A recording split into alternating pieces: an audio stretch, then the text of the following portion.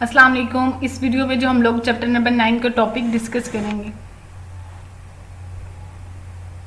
अस्सलाम वालेकुम। इस वीडियो में जो हम लोग चैप्टर नंबर 9 का टॉपिक डिस्कस करेंगे वो है व्हाट आर ऑपरेटर्स। ऑपरेटर्स क्या हैं और सी लैंग्वेज में कितनी टाइप्स के ऑपरेटर्स अवेलेबल हैं, और इसके अलावा इन ऑपरेटर्स में से जो आज हम टाइप डिस्कस करेंगे वो है arithmetic operators. Let's start. Operators are special symbols that are used to perform different operation on data.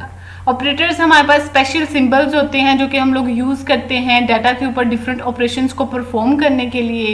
Like mathematics में हम लोग प्लस यूज़ करते हैं टू वैल्यूज़ को ऐड करने के लिए, सब्ट्रैक्शन यूज़ करते हैं एक वैल्यू में से किसी दूसरी वैल्यू को सब्ट्रैक्ट करने के लिए। इसके अलावा हम लोग डिफरेंट कंपैरिजन ऑपरेटर यूज़ करते हैं अपनी वैल्यूज़ को कंपेयर करने के लिए। सो इस तरह के जो स्पेशल सिंबल्स होते हैं जिनके थ्रू हम लोग डाटा के ऊपर डिफरेंट कैलकुलेशन परफॉर्म करते हैं, इन सिंबल्स को हम लोग ऑपरेटर्स कहते हैं।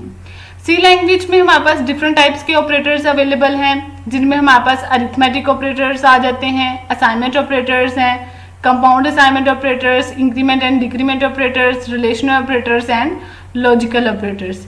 ये डिफरेंट टाइप्स के ऑपरेटर्स हमारे पास अवेलेबल हैं जिनको यूज़ करते हुए हम लोग डाटा के ऊपर ऑपरेशंस परफॉर्म करते हैं।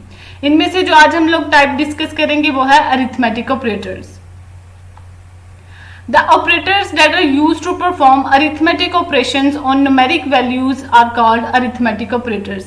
वो ऑपरेटर्स जिनको हम लोग यूज़ करते हैं किसी भी न्यूमेरिक वैल्यूज़ के ऊपर डिफरेंट ऑपरेशंस परफॉर्म करने के लिए, उन ऑपरेटर्स को हम लोग अरिथमेटिक ऑपरेटर्स कहते हैं। मीन्स के जो अरिथमेटिक ऑपरेटर्स होते हैं ये सिर्फ और सिर्फ न्यूमेरिक वैल्यूज़ के ऊपर परफॉर्म किए जाते हैं। वो न्यूमेरिक कांस्टेंट हो सकते हैं, वो न्यूमेरिक वेरिएबल्स हो सकते हैं। सी के अंदर हमारे पास जो अरिथमेटिक ऑपरेटर्स अवेलेबल हैं उनमें हमारे पास एडिशन है, जिसका पर्पस क्या होता है, दो वैल्यूज़ को ऐड करना। लाइक सपोज करें हमारे पास दो वेरिएबल्स हैं एक्स एंड वाई, और एक्स की जो वैल्यू है वो हमारे पास 9 है एंड वाई की वैल्यू हमारे पास 6 है। अब जब हमने इसके ऊपर कोई एडिशन का ऑपरेशन परफॉर्म करना है तो उसके लिए हम लोग एडिशन ऑपरेटर यूज़ करेंगे। इसी तरह सब्ट्रैक्शन के लिए हम लोग सब्ट्रैक्शन का ऑपरेटर यूज़ करते हैं। मल्टीप्लिकेशन के लिए हम लोग मल्टीप्लाई करने के लिए दो वेरिएबल्स को हम लोग मल्टीप्लिकेशन का ऑपरेटर यूज़ करेंगे। दो वैल्यूज़ को डिवाइड करने के लिए हम लोग डिवीजन का ऑपरेटर यूज़ करेंगे। इसी तरह हम लोग मॉड फाइंड करने के लिए मॉडुलस ऑपरेटर यूज़ करते हैं। अब डिवीजन की बात करें तो सी के अंदर जो हमारे पास डिवीजन ऑपरेशन होता है ये बाकी जो अरिथमेटिक ऑपरेशंस होते हैं उनसे थोड़ा सा डिफरेंट होता है। मीन्स कि जब हम लोग डिवाइज़र और जो डिवाइडेंड होते हैं अगर वो दोनों इंटीजर्स टाइप के हैं, उनकी जो वैल्यू है वो इंटीजर है, तो वो क्या होगा, जो फ्रैक्शनल पार्ट आएगा हमारे पास क्वोशंट में से उसको कट कर दिया जाएगा। मीन्स जैसे x एंड y है और x की वैल्यू हमारे पास 9 है एंड y की वैल्यू हमारे पास 6 है। जब हम इसको डिवाइड करेंगे, इनके ऊपर डिवीजन का ऑपरेशन परफॉर्म करेंगे तो जो रिजल्ट आएगा वो हमारे पास 1.5 आएगा। अब ये इसका क्वोशंट है। अगर हमारे पास जो वैल्यूज़ हैं वो इंटीजर्स टाइप की हैं तो जो वैल्यू रिटर्न होगी वो भी हमारे पास इंटीजर टाइप की होगी। मीन्स के जो फ्रैक्शनल वाला पार्ट होगा, जो पॉइंट के बाद वाला पार्ट होगा, उसको ट्रंक कर दिया जाएगा, कट कर दिया जाएगा, और जो पॉइंट से पहले वाला पार्ट होगा वो एज अ रिजल्ट के तौर पर रिटर्न कर दिया जाएगा। सो जब भी आपने डिवीजन वाला कोई भी ऑपरेशन परफॉर्म करना है तो बेस्ट सोल्यूशन यही होता है कि इन दोनों वैल्यूज़ में से कोई एक वैल्यू जो सी है वो फ्लोटिंग पॉइंट होनी चाहिए। उस केस में आप एक्यूरेट रिजल्ट गेट कर सकते हो। अगर आप इंटीग्रल टाइप का दोनों यूज़ करोगे तो आपको पास जो रिजल्ट आएगा वो भी इंटीग्रल टाइप का आएगा। जो मॉडुलस है ये हम लोग यूज़ करते हैं किसी भी टू इंटीजर्स टाइप वैल्यू को का रिमाइंडर फाइंड करने के लिए। अब मैथमेटिक्स में हमें पता है जो रिजल्ट आता है हमारे पास वो क्वोशंट होता है, और डिवाइड करने के बाद जो वैल्यू बच जाती है उसको हम लोग रिमाइंडर कहते हैं। सो जब भी हमने रिमाइंडर फाइंड करना होता है उस केस में हम लोग मॉडुलस ऑपरेटर यूज़ करते हैं। अब जो मॉडुलस ऑपरेटर होता है ये सिर्फ और सिर्फ इंटीजर्स वैल्यू के साथ वर्क करता है। बाकी जो 4 हमारे पास अरिथमेटिक ऑपरेटर्स होते हैं ये इंटीजर्स वैल्यू और फ्लोट वैल्यूज दोनों टाइप्स की वैल्यू के साथ वर्किंग कर सकते हैं। अरिथमेटिक ऑपरेटर्स और बाइनरी ऑपरेटर्स। जो अरिथमेटिक ऑपरेटर्स होते हैं ये बाइनरी ऑपरेटर्स होते हैं, बिकॉज जब भी हम लोगों ने कोई अरिथमेटिक ऑपरेशन परफॉर्म करना होता है तो वो 2 न्यूमेरिक वैल्यूज़ के ऊपर परफॉर्म किया जाता है। मीन्स के अरिथमेटिक जो ऑपरेशन होता है वो हम लोग सिंगल वैल्यू के ऊपर परफॉर्म नहीं कर सकते।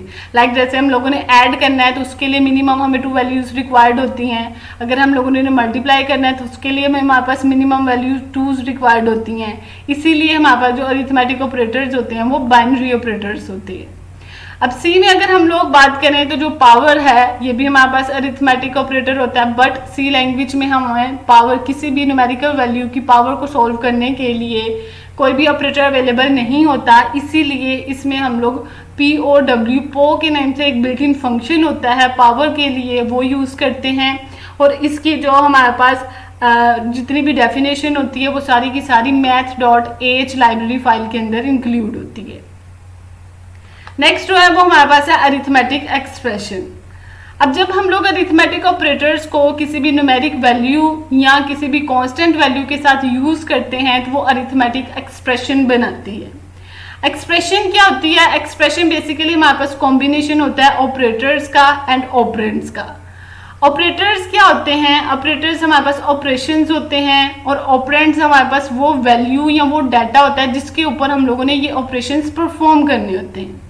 सो अरिथमेटिक एक्सप्रेशन क्या होती है? An expression that is combination of numeric variables and numeric constant and arithmetic operators is called arithmetic expression.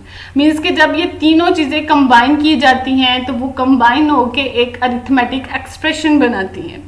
C program के अंदर जो अरिथमेटिक एक्सप्रेशन हम लोग यूज़ करते हैं वो किसी भी किस्म के अरिथमेटिक फॉर्मूलाज की कैलकुलेशन के लिए, उसकी वैल्यू को फाइंड आउट करने के लिए यूज़ करते हैं। जो अरिथमेटिक एक्सप्रेशंस होती हैं वो हमारे पास एक सिंगल वैल्यू रिटर्न करवाती हैं। लाइक जैसे यहाँ पे हम देखें तो हमारे पास a+b है, ये एक अरिथमेटिक एक्सप्रेशन है। a मल्टीप्लाई बाय 5+b ये एक अरिथमेटिक एक्सप्रेशन है। अगर इसमें हम लोग ऑपरेटर्स और ऑपरेंड्स की बात करें तो जो हमारे पास यहाँ पे मल्टीप्लिकेशन और प्लस है ये ऑपरेटर्स हैं, जो a, 5 एंड b है ये हमारे पास ऑपरेंड्स हैं। अब जब हम इनको कैलकुलेट करेंगे, इस एक्सप्रेशन को सोल्व करेंगे तो इसका जो रिजल्ट आएगा वो हमारे पास एक सिंगल वैल्यू आएगी। लाइक जैसे यहाँ पे है x+y है, अब x+y को जब हमने सोल्व किया तो उसकी जो वो हमारे पास रिजल्ट आया वो एक सिंगल वैल्यू है।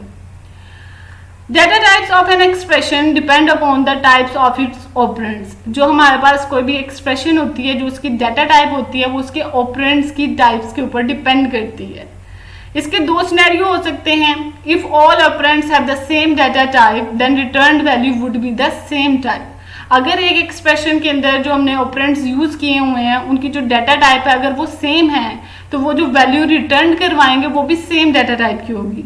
मीन्स जैसे यहाँ पे सपोज करें एक एक्सप्रेशन है एक x-y। अब अगर x और y दोनों इंटीजर्स टाइप के हैं तो इनका जो रिजल्ट होगा वो भी इंटीजर्स टाइप का होगा। सेकेंड जो सिनेरियो वो ये हो सकता है if all operands have different data types then the returned value would be the larger data type. अगर हमारे पास एक्सप्रेशन के अंदर जो ऑपरेंड्स यूज किए गए हैं वो डिफरेंट डाटा टाइप्स के हैं तो उनका जो रिजल्ट आएगा वो किस पे डिपेंड करेगा, जो कि लार्जर डाटा टाइप होगी। मीन्स अगर हमारे पास एक एक्सप्रेशन है जिसमें x इंटीजर टाइप का है और y फ्लोट टाइप का है तो इंटीजर और फ्लोट में से जो लार्जर होगी, जिसकी जो प्रेसिडेंसी है, जिसका जो ऑर्डर है वो हाईएस्ट होगा, उस टाइप का हमें रिजल्ट रिटर्न होगा। ऑर्डर की बात करें हम लोग डाटा टाइप्स की तो सबसे ज़्यादा जो हाईएस्ट ऑर्डर होता है वो लॉन्ग डबल का होता है, देन डबल, उससे कम हमारे पास फ्लोट, लॉन्ग, इंट, शॉर्ट और सबसे लोएस्ट जो होता है वो हमारे पास CHR का होता है। इस तरह हमारे पास टॉप से बॉटम की तरफ ये हाईएस्ट टू लोएस्ट मॉडम फ्लो कर रहा होता है। अब अगर इसके अकॉर्डिंग हम एक्सप्रेशन को सॉल्व करें, अब सपोज करें हमारे पास एक एक्सप्रेशन है उसमें हमने 3 वैल्यूज यूज की गई हैं। उसमें जो एक वैल्यू है वो इन टाइप की है, सेकंड वैल्यू फ्लोट की है, थर्ड वन लॉन्ग की है। अब जब हम इस एक्सप्रेशन को सोल्व करेंगे और जो इसका रिजल्ट आएगा वो किस टाइप का होगा वो लार्जर डाटा टाइप पे डिपेंड करता है। मीन्स कि इन तीनों में से जो लार्जर डाटा टाइप होगी उस टाइप का हमें डाटा रिटर्न होगा। अगर हम टेबल में देखें तो यहाँ पे हमें इन तीनों में से जो लार्जर है जिसका ऑर्डर हाईएस्ट है वो हमारे पास फ्लोट है, इट्स मीन इसका जो रिजल्ट रिटर्न होगा वो फ्लोट टाइप का होगा। इसी तरह अगर हम यहाँ पे देखिए फ्लोट और इंट है, अब इंट और फ्लोट में से जो हमारे पास है वो फ्लोट, हमारे पास इसका ऑर्डर हाईएस्ट है तो जो रिजल्ट रिटर्न होगा वो फ्लोट टाइप का होगा। सो जो एक्सप्रेशन की डाटा टाइप होती है वो उसके ऑपरेंड्स की डाटा टाइप पे डिपेंड करती है। नेक्स्ट हमारे पास है precedence of arithmetic operators, means कि जो अरिथमेटिक ऑपरेटर्स हैं उनकी प्रेसिडेंसी क्या है, उनकी प्रायोरिटी क्या है, वो किस ऑर्डर में हम लोग अवेलुएट करते हैं। The order in which arithmetic operations are performed to evaluate an expression is called precedence of operator। वो ऑर्डर जिसके अकॉर्डिंग हम लोग किसी भी एक्सप्रेशन के अंदर जो अरिथमेटिक ऑपरेटर्स आप यूज करते हो उसको एवेलुएट करते हो, उसको परफॉर्म करते हो, उस ऑर्डर को हम लोग प्रेसिडेंसी ऑफ ऑपरेटर्स कहते हैं। इसको हायरार्की ऑफ ऑपरेटर्स भी कहा जाता है। अब अरिथमेटिक एक्सप्रेशन जो सी होती हैं ये सेम उसी मैनर में, उसी रूल्स के अकॉर्डिंग, उसी प्रेसिडेंसी रूल्स के अकॉर्डिंग सॉल्व किए जाते हैं जिस तरह हम लोग सिंपल मैथमेटिक्स में फॉलो करते हैं। मीन्स लाइक जैसे मैथमेटिक्स में हम क्या करते हैं, पहले जो एक्सपोनेंशियल वाली ऑपरेटर्स होते हैं वो पहले सॉल्व किए जाते हैं, देन हम पैरेंथेसिस को सॉल्व करते हैं, उसके बाद हम लोग मल्टीप्लिकेशन और डिवीजन को सॉल्व करते हैं, एंड लास्ट में हम लोग एडिशन सब्ट्रैक्शन को सॉल्व करते हैं। सो सी लैंग्वेज में भी हम लोग सेम रूल्स के अकॉर्डिंग सॉल्व करते हैं। इसमें एक्सपोनेंट वाला कोई ऑपरेटर यूज़ नहीं किया जाता, इसलिए इसमें सबसे पहले जो पैरेंथेसिस वाले ऑपरेटर्स होते हैं वो सॉल्व किए जाते हैं। देन अगर हमारे पास मल्टीप्लिकेशन, डिवीजन एंड मॉडुलस, इन तीनों में से इन तीनों की जो प्रायोरिटी होती है वो सेम होती है, इसलिए फिर इनको सॉल्व किया जाता है, और इनकी जो एसोसिएटिविटी होती है वो लेफ्ट टू राइट होती है। अब लेफ्ट टू राइट का मतलब ये होता है कि जब ये तीनों सेम प्रेसिडेंस वाले हमारे पास ऑपरेटर एक एक्सप्रेशन में आ जाते हैं तो इनमें से कौन सा पहले ऑपरेटर सॉल्व करना है वो हम लोग इस रूल के अकॉर्डिंग सॉल्व करते हैं, और लास्ट में हम लोग एडिशन एंड सब्ट्रैक्शन को सॉल्व करते हैं। आप टेबल देख सकते हैं, सबसे ज़्यादा हमारे पास प्रायोरिटी पैरेंथेसिस की होती है, देन हमारे पास मल्टीप्लिकेशन, डिवीजन एंड मॉडुलस की, और लास्ट में हमारे पास एडिशन एंड सब्ट्रैक्शन की। ये हमारे पास अरिथमेटिक ऑपरेटर्स की प्रेसिडेंसी है। अगर हम इसको एक एग्जांपल के साथ अंडरस्टैंड करें तो हमारे पास एक एक्सप्रेशन है। अब इस एक्सप्रेशन में हमारे पास पैरेंथेसिस है, सब्ट्रैक्शन है, एडिशन है, डिवीजन एंड मल्टीप्लिकेशन है। अब इनमें से सबसे ज़्यादा हमारे पास जो प्रेसिडेंसी है वो पैरेंथेसिस की है, तो सबसे पहले पैरेंथेसिस सॉल्व की जाएंगी, उसका रिजल्ट आ गया हमारे पास 15।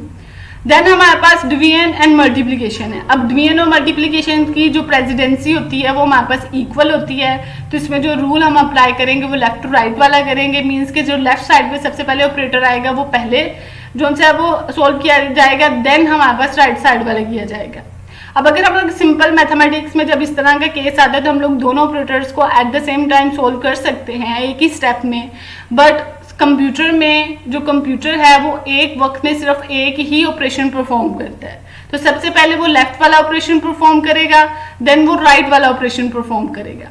जब हम लोग सब्ट्रैक्शन, मल्टीप्लिकेशन और डिवीजन वाला ऑपरेशन परफॉर्म कर लेंगे, उसके बाद जो हमारे पास एक्सप्रेशन आएगी उसमें 2 ऑपरेटर्स बच जाएंगे, वो है एक प्लस और सेकंड भी प्लस। अब दोनों की प्रेसिडेंसी सेम होती है, then again left to right वाला रूल अब इम्प्लीमेंट किया जाएगा। पहले लेफ्ट वाला एडिशन ऑपरेशन परफॉर्म किया जाएगा, देन राइट वाला ऑपरेशन परफॉर्म किया जाएगा। सो इस तरह हम लोग एक एक्सप्रेशन को एवेलुएट करेंगे। आई होप आपको अरिथमेटिक ऑपरेटर्स का कंप्लीटली अंडरस्टैंडेबल हो गया होगा। नेक्स्ट लेक्चर में हम लोग बाकी ऑपरेटर्स की टाइप्स को डिस्कस करेंगे। आज का लेक्चर हमारा यहीं पे ख़त्म हुआ। थैंक यू, अल्लाह हाफिज़।